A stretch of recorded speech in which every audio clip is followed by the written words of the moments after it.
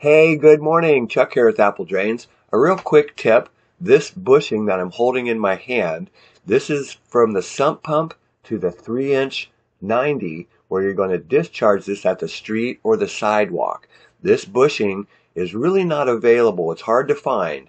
You can't find it at Lowe's or Home Depot. You kind of have to go to a plumbing supply.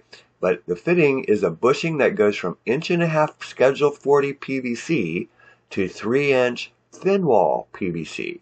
Take a look. I think this will really help you on the design and discharge. Quick note for Bob up there in Michigan.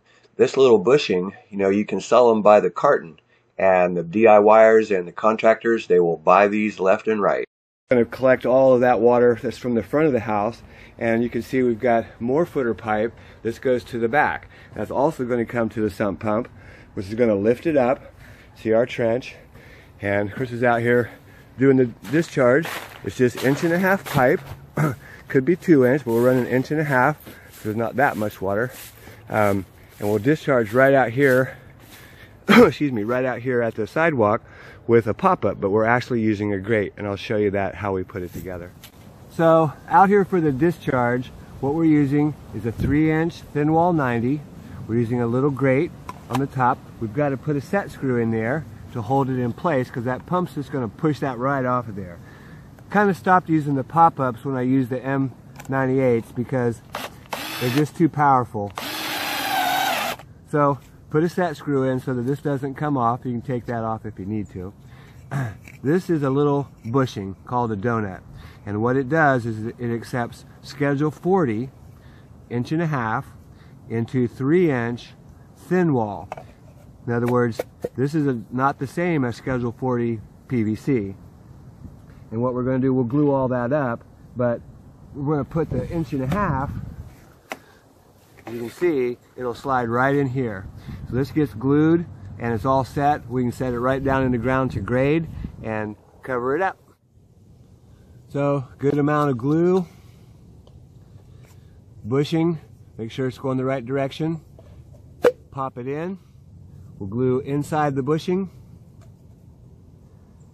and then we can put our PVC straight into it, and it'll be nice and tight.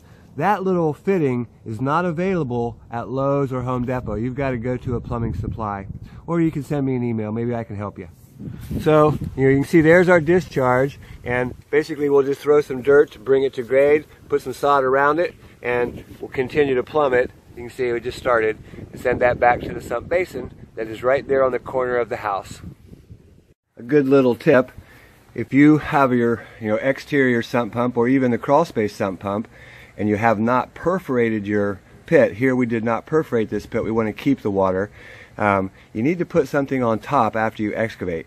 Usually we leave a nice 40-pound bag of gravel to set on top of the lid until the area settles around it. Remember that sump basin, the pit, it has ribs around it, and once that sand and dirt pack around that area, then it won't pop out of the ground. Otherwise it can be like a boat. Water rushes down underneath of the pit and it can float that right up. So put some weight on it. Hey, this is Chuck with Apple Drains, reminding you that if you believe you can do something, I guarantee you can do it. Have a great day.